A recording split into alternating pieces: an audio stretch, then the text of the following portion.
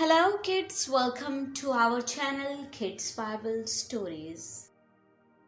मैं उम्मीद करती हूँ कि आप सब खैरियत से होंगे और रोज़ों के अयाम में आप सब ने खुदावंद खुदा से खूब दुआएं मांगी होंगी, उसके आगे दरख्वास्तें मुनाजातें रखी होंगी और उन दुआओं का हमें जल्द जवाब भी मिलेगा।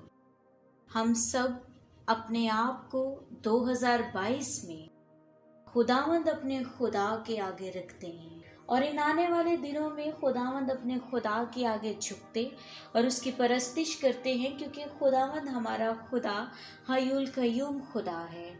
सो आइए, जैसा कि हम सब जानते हैं कि 2022 में अब रोज़ों के अय्याम में जो सेकेंड लास्ट संडे होता है वो पाम संडे यानी खजूरों का इतवार मनाया जाता है।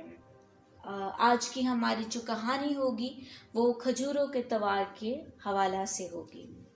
जब वो यरूशलेम के नज़दीक जैतून के पहाड़ पर बैतफगे और बैतनिया के पास आए तो उसने अपने शागिर्दों में से 2 को भेजा और उनसे कहा कि अपने सामने के गांव में जाओ और उसमें दाखिल होते ही एक गधी का बच्चा बंधा हुआ तुम्हें मिलेगा, जिस पर कोई आदमी अब तक सवार नहीं हुआ। उसे खोल लाओ, और अगर कोई तुमसे कहे कि तुम ये क्यों करते हो तो कहना कि खुदावंद को इसकी ज़रूरत है, वो फिलफौर उसे यहाँ भेज देगा। बस वो शागिर्द गए और बच्चे को दरवाज़ा के नज़दीक बाहर चौक में बंधा पाया और उसे खोलने लगे। मगर जो लोग वहाँ खड़े थे उनमें से बाज ने उनसे कहा, ये क्या करते हो कि गधी का बच्चा खोलते हो? उन्होंने जैसा यीशु ने कहा था वैसा ही उनसे कह दिया और उन्होंने उनको जाने दिया।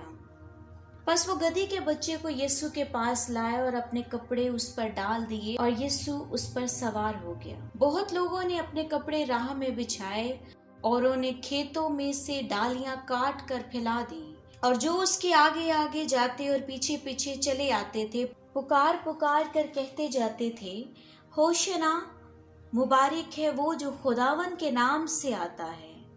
होशना, मुबारक है वो जो खुदावंद के नाम से आता है। मुबारक है हमारे बाप दाऊद की बादशाही जो आ रही है, आलमे बाला पर होशना।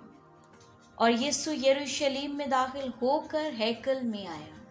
हमने इस कहानी में देखा कि यीशु का यरूशलेम में शाहियाना इस्तकबाल होता है। जब वो दाखिल होता है तो लोग कपड़े बिछा देते हैं ताकि यीशु जहाँ से भी गुजरे उसके आगे आगे वो लोग भी रहते थे। खजूर की डालियों का इस्तेमाल किया गया, इस वजह से कुछ लोगों ने रास्ते में अपने कपड़े बिछा दिए और कुछ लोगों ने खेत में से खजूर की डालियां तोड़कर उनको बिछा दिया।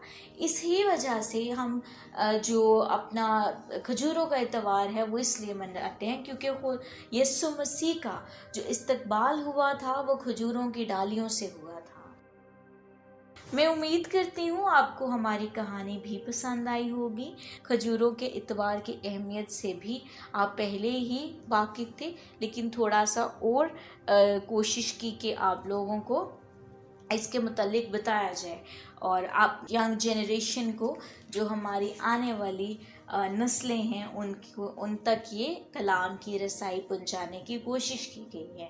So thank you so much. हमारी वीडियो को लाइक सब्सक्राइब ज़रूर कीजिएगा और कमेंट्स हमारे साथ ज़रूर शेयर कीजिएगा। सो मैं उम्मीद करती हूँ आपको हमारी आज की कहानी भी पसंद आई होगी। Thank you so much.